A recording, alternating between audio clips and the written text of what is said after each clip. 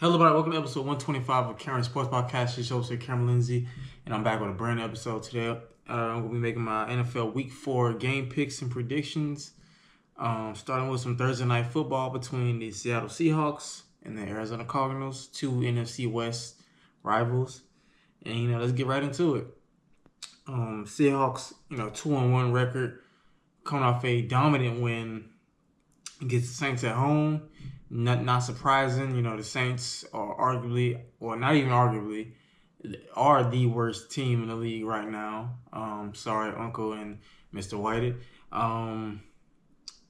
They're just a mess. I think I wouldn't be surprised if Saints fans bring out the bags they used to have back before 2006, before Drew Brees got there. They were real bad then. But yeah, Seahawks coming off a dominant win over the Saints. Cardinals coming off a last-second field goal loss to the 49ers in a close one. Even without Brock Purdy, 49ers came out with the win. Cardinals ended up losing that game. And now we have a Thursday night showdown between two 2-1 teams, the Seattle Seahawks and Arizona Cardinals. But in this game, I'm going to go Seahawks 26-20. I would lean towards the Cardinals, but based off what I've seen from Arizona against Carolina, against the 49ers struggling a bit on offense, to score more points than they should. They should have won that game against the 49ers. But the Seahawks, they're playing pretty good, especially Jackson Smith-Njigba. He's playing well. Top 5 in the league right now, receiving yards. He's balling. That Seahawks defense is looking good. The offensive line looked amazing against the Saints. Sam Darnold is playing good, decently. Maybe not as good right now as he was last year in Minnesota, but it's early, and I think that they could continue the momentum a little bit. Again, in a close win against the NFC West rival, because especially division, you play your rivals close, especially in the NFC West. I feel like all teams usually play each other close. The Cardinals play the 49ers close. They always play each other close. So I see like a little 26-20 type of ball game, or maybe 20-17, but I'm going to go 26-20 Seahawks over Cardinals Thursday night. Next up, we're going on to Sunday. We have an early game in Germany at 9:30 a.m. So for those who are a early bird, I kind of am, but I might be asleep and wake up maybe by somewhere in the first quarter. But the Vikings 2-1 versus Steelers 2-1. Vikings coming off a dominant win against the Bengals. They had multiple turnovers. Isaiah Rodgers, cornerback for the Minnesota Vikings, had 2 defensive touchdowns, the first ever in NFL history to do that, to have 2 defensive touchdowns. A single player that had 2 defensive touchdowns in the game, one being a pick six and the other a scoop fumble. Steelers coming off a close win over the Patriots on the road, 21-14. Even though Aaron Rodgers really didn't play all that well, the Steelers defense carried them. They played much better than they did the first couple of weeks, only giving up 14 points. Now, the Vikings, their defense played amazing. That did not surprise me. But then again, you did go against Jake Browning. If it was Joe Burrow, maybe a different story. But the Vikings defense is legit. I ain't gonna sugarcoat that. Carson Wentz looked good for the Vikings. Even though this is 6th team in the last 4 or 5 years. But it's like, okay, can he do it again? Because that was the Bengals. The Bengals defense is not good at all. Trey Hendrickson is a very great player. He led the league in sacks last year, but that's only one person. And of course, Carson Wentz is going to look really, really good again going against that Cincinnati defense. Now, I question, can he do it again? I'm not sure, because you got TJ Watt, Cam Hayward, Joey Porter Jr., Jalen Ramsey.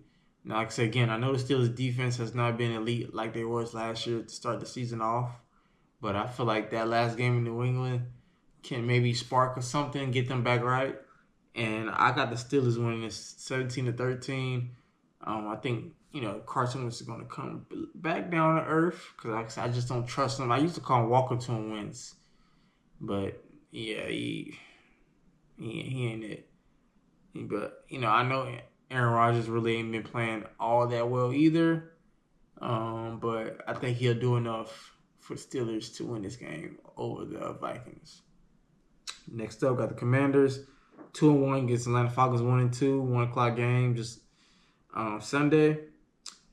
Now this one I was going back and forth because the Commanders, it's reported that Jaden Daniels may or may not play. It's also reported that Terry McLaurin, aka Scary Terry, may not play either. So both the Commanders' two top players are questionable to play in this game against Atlanta. Now the Falcons. Now I wonder, is Kirk Cousins going to start? Are they going to bench Michael Penix? I mean, what I know, because that's one real bad game. I know the Falcons' offense. Well, technically he didn't play all that well against Minnesota either. So I don't know what Raheem Mostert's going to do, if he's going to start Kirk Cousins, bench Michael Penix like the Panthers did with Bryce Young, and hoping that motivates Michael Penix. But I feel like they'll give Michael Penix at least one more game. They'll give him this game. If he plays bad like he did against Carolina, then I can see Kirk Cousins getting a start the next game. Commanders, like I said, Marcus Mariota played amazing. Like I said, my last predictions, I picked the Raiders to beat the Commanders because I didn't know how Marcus Mariota was going to look in this offense without Jaden Daniels at quarterback. Also, I thought the Raiders would bounce back. They got Chip Kelly as offensive coordinator and, running about Ashton Genty, Brock Bowers. So I thought it would get those players involved. But I was wrong. Commanders played outstanding at home, got the win. But I'm going to go Falcons 22-14. I think Atlanta really needs this win. I feel like there's no way you should lose a game that the Commanders may not have Jaden Daniels or Terry McLaurin. Even if they have only one of them players, there's no way you should lose the game, in my opinion. So if Jaden Daniels does not play, at least if he doesn't play, I got the Falcons 22-14. If he does, I go with Commanders 23-22. So I think it'll be a close one, but I'm gonna go Atlanta to get the win over the Commanders. Next up, Saints 0-3 against the Bills 3-0. I got the Bills in a 38-6 blowout. I would go a little higher, but I think once the Bills get to a certain point, this game gonna be over. I just don't see Spencer Rattler or Tyler Shuck doing anything in Buffalo at all. I'm not impressed. I wasn't impressed in the preseason. Like I said, the Saints are literally the worst team in the league. I bet their tickets to their game are probably gonna be so cheap as the season go on because they're so bad. I feel bad for Saints fans. Like I said, my Uncle Anthony, future father-in-law, Mr. White. I know it's hard, but it's gonna be alright. The Saints gonna get the number one pick next year. Maybe can find their franchise quarterback. You never know. Well, I'm going Bills 38-6. Next, got my Los Angeles Chargers taking on the New York Giants 0-3 at MetLife Stadium at 1:00. Now, my Chargers coming off a good comeback, close win over the Denver Broncos, led by my quarterback Justin Herbert, our head coach Jim Harbaugh. Like I said again, my last episode, you saw, me talk about that, us being 3-0 overall, 3-0 in the division. But as a Chargers fan, I'm gonna be happy. I'm gonna gloat a little bit, but it's a long season, and anything can happen. Injuries can happen. Like I said, we lost Mekhi Becton, so I already know he's not gonna play in this game. I know Khalil Mack's not gonna play in this game because he dislocated his elbow against the Raiders on Monday Night Football 2 weeks ago. So he'll be back. So that's the good news. He'll be back. He's not out for the season. He'll miss a couple weeks. So I'm glad to have him back. But we lost Najee Harris for the season. And we already lost Rashawn Slater during training camp. So, yeah, I'm not going to, gloat and say, yeah, we going to win the AFC West because it's a long season. And one thing I know as a Chargers fan and somebody that hates the Chiefs, I'm not gonna underestimate them. Long as, like I said in my last episode, long as 15 is at quarterback and Big Red is on that sideline coaching, I'm not underestimating the Chiefs. Unless they end like by later in the season, it gets later in the season, they already got like 7 losses.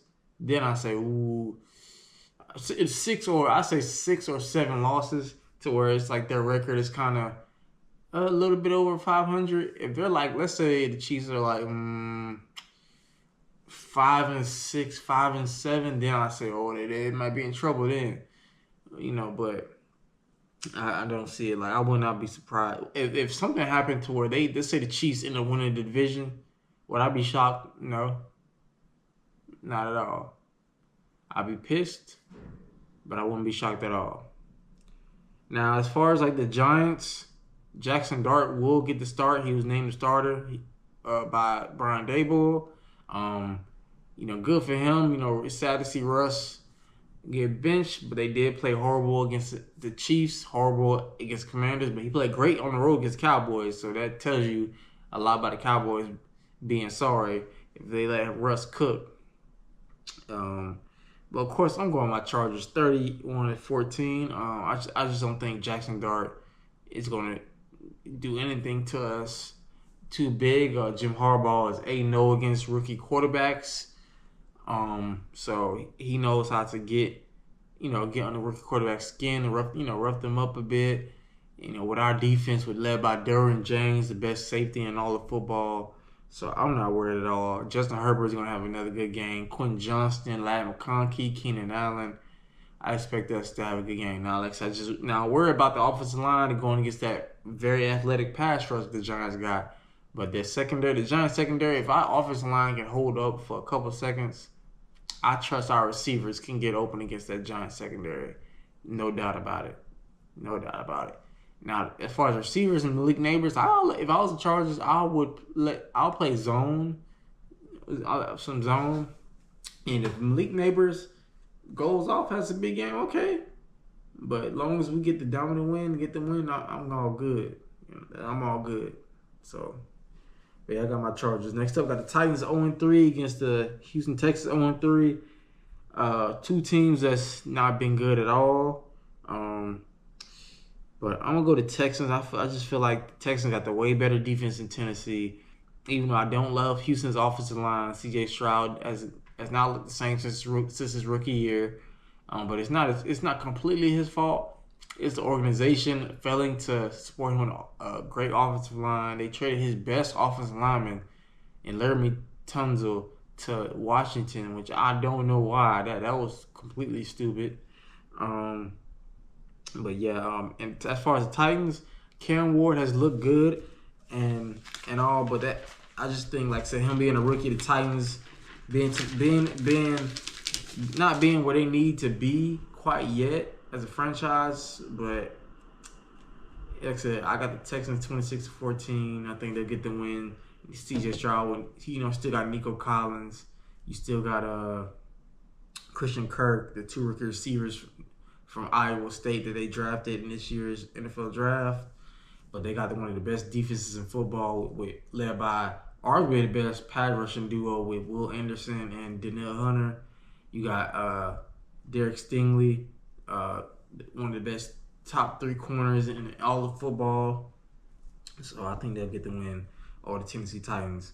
Next up, got the Cleveland Browns 1-2 going against the Detroit Lions 2-1. Browns coming off a huge upset at home against the Green Bay Packers. I'll say this: that Browns team maybe have a terrible offense, especially at the quarterback position, but they got an elite defense. All their games so far this season, all 3 games, their defense has been playing actually pretty well. Maybe besides the Baltimore game late in the game, but there's really in every game. In that Baltimore game that they lost, they held Derrick Henry to under 40 yards rushing, I believe. Yeah, under 40 yards rushing in that game. Game against the Packers, Josh Jacobs, they held him in check. So, yeah, their defense helped them win that game. They kicked the game-winning field goal. Boom. Lions coming off a great win on the road against Baltimore, 38-30. Like I said, Jameer Gibbs looked good. David Montgomery, both of them ran the ball. The Lions ran the ball for over 200 yards on that Ravens defense. I picked the Ravens to win mainly because I thought the Ravens would run the football and there's no way they're going to get outrushed, but they did back-to-back games. And again, Derrick Henry fumbled the ball. I love Derrick, and I was watching Get Up or First Take, and forgot his name. Marcus Spears said that the Ravens should not trust Derrick Henry, and Stephen A went off on him. Not in a rude way, but saying are you crazy? And I agree with both of them for this fact that Derrick Henry is the second best running back in football, even at the age of 31. But at the same time, I would be a little worried, him fumbling. Already having 3 fumbles this early in the season, because all of last year I think he had only 3. But you already got 3 already. I'll be a little concerned. I'm not gonna lie. But even though like I said, Browns defense played elite, I still got the Lions 24-12. I think this would be a close game for the most part, but I just think the Lions will pull away at the end. I think the Browns defense will keep them in the game, but I just think the Lions got a little bit too much firepower with Amon-Ra, Jamison Williams, Jameer Gibbs, David Montgomery, Sam Laporta, and Penei Sewell at the offensive line. I think they just got too much weapons, and I think they get the win over Cleveland. Next up, Carolina Panthers at 1-2 against Patriots 1-2, also 1 o'clock. Panthers coming off a dominant win against Atlanta, and Patriots coming off a close loss on the road. I told my coworkers at work the other day, I said, I picked the Panthers. If y'all watch my week 3 game picks and predictions last week, I picked the Panthers to beat the Atlanta Falcons in the upset because I had a feeling. Especially really the NFC South, the Panthers have been playing some pretty decent ball against their NFC South opponents. And I just felt like at home against Atlanta, against the Falcons team that's really not been playing all that well on the offensive end, outside of Bijan Robinson. And I was like, I think the Panthers can get one on the Falcons in a close one. I thought it'd be a close one. I didn't see no blowout. 30, I think it was 30-0. That was bad. I'm not gonna lie. And the Patriots, they could have won that game against Pittsburgh, but turning the ball over multiple times, hurting the offense. I think one play before halftime, Drake May threw a pick in the end zone. That could have been a deciding factor, and the game probably could have went into overtime maybe. That hurt them right there. But I'm going Patriots 22-14. I think it'll be a good game for the most part. Bryce Young, the rookie Tetera McMillan. I'm saying his first name wrong. I'm going to get it right. Like I said, y'all know me pronouncing these names. I ain't the best at it. McMillan, the rookie receiver out of Arizona, he's been stepping up. Xavier Legette, I don't know if he'll be in this game playing. I think he was hurt the last game or two, but I think the Panthers, gonna play the Patriots at least close, and it's gonna be a good, entertaining game. Next up, we got the defending Super Bowl champion Philadelphia Eagles at 3-0, taking on the Tampa Bay Buccaneers, also 3-0. 1 o'clock now. For most people that know, the Buccaneers really have had the Eagles' number the past couple of years. They even beat them in the playoffs a few times.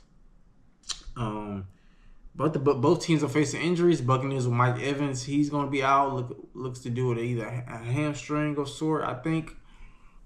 Eagles, they got Nolan. Yesterday, I think, put Nolan Smith on IR, so he's going to miss at least a minimum of 4 games. That sucks. Nolan Smith is a young, really good pass rusher out of Georgia. But it's good to know that he's not going to be out for the season. And like I said, last year the Buccaneers did beat the Eagles. I know like I said, Gerald McCoy likes to say the Buccaneers got the Eagles number, but I don't think they ever faced the Eagles team that's mostly healthy for the most part. And I trust Jalen Hurts. I know Baker Mayfield, shout out to him, he's been playing some excellent ball. Game-winning drives every game so far they played. But I'm going to Eagles. I think they just find a way to win. games like say, against the Chiefs on the road. At the Rams at home, they find a way to win. Jalen Hurts steps up in the biggest lights possible, and he doesn't shrink. Give me the Eagles 23-20 over the Tampa Bay Buccaneers. Next up, we got the Indianapolis Colts 3-1 against the Rams 2-1. This possibly could be the game of the week. Or a sneaky game of the week because the Colts been playing really well. Daniel Jones is secretly looking like a dark horse MVP candidate. Like that angle, if that's the case, that's real bad news for Anthony Richardson. That means you ain't never gonna get that starting job back in Indy. Like it's done, bro. It just wraps. It's finito. Forget about it. The Rams, like I said, coming off a close win against Super Bowl champion Eagles. Like I said, again, they played the Eagles close. Like I said, the Eagles won the game, blocking the Rams' game-winning field goal, led by Jordan Davis. Blocked the kick and ran it back with last seconds left for the game to win the game 33-34 to 26. But I'm going Rams 21-17. I just think, of course, with Sean McVay being a better coach, Matthew Stafford obviously being a better quarterback than Daniel Jones, the better weapons with Puka Nacua, who's top 5 receiving yards, Devontae Adams, they're arguably the best duo in all of football.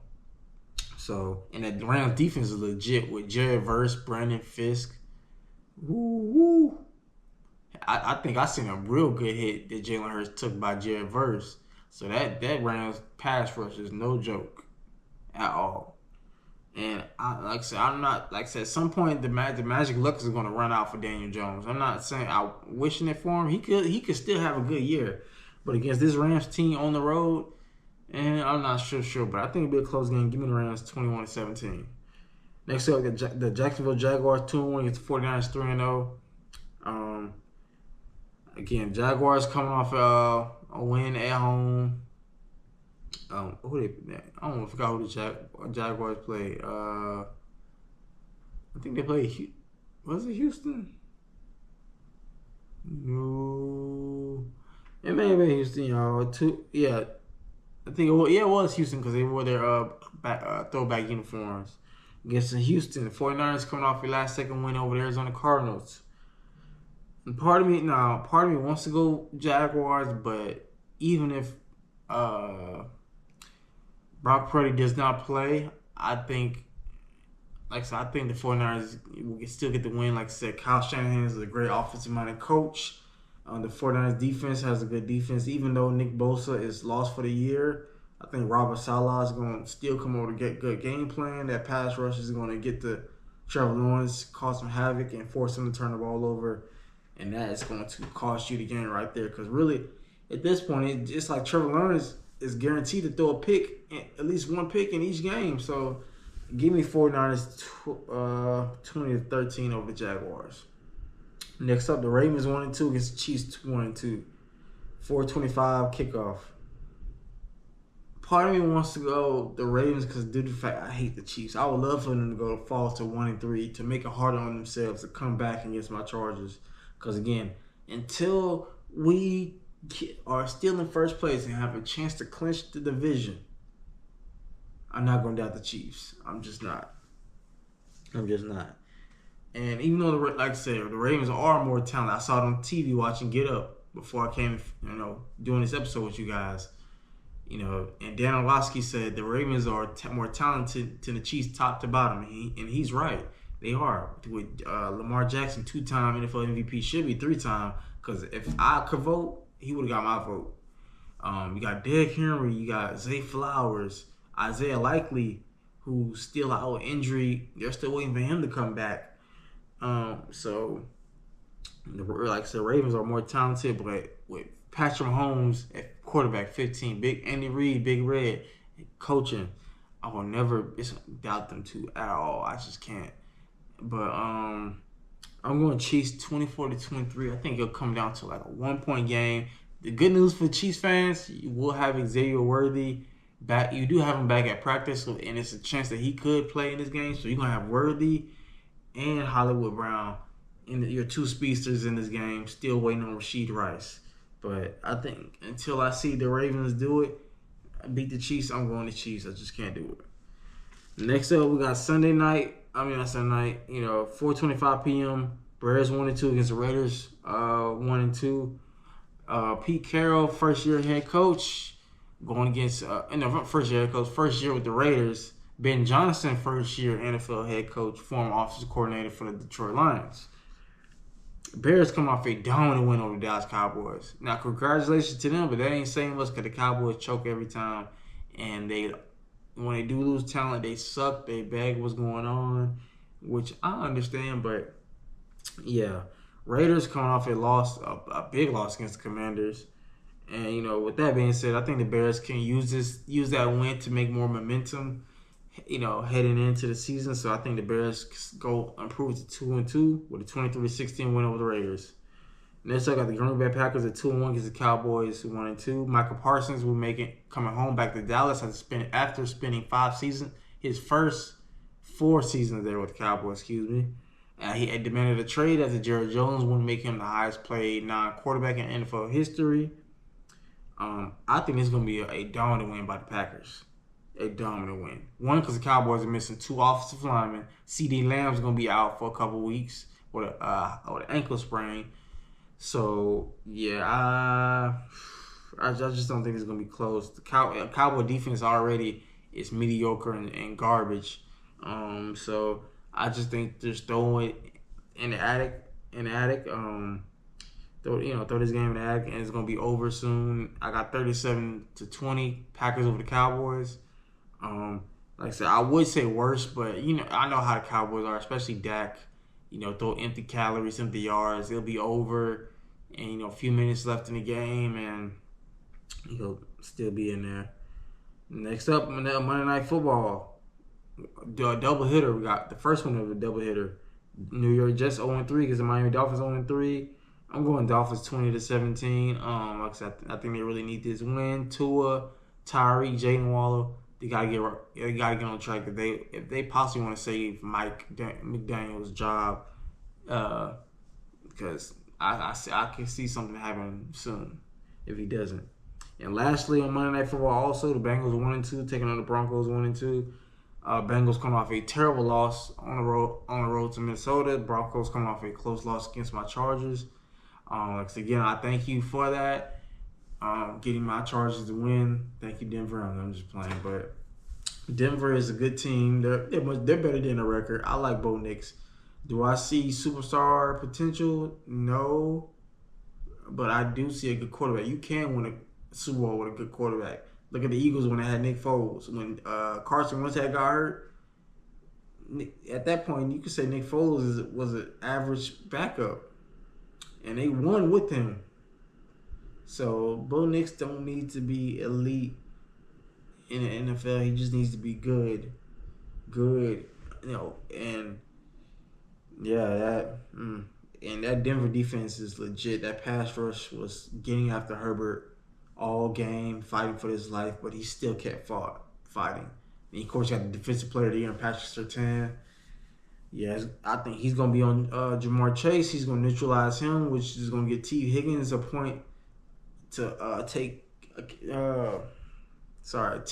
advantage of the matchup as Jamar Chase is going against Patrick Surtain.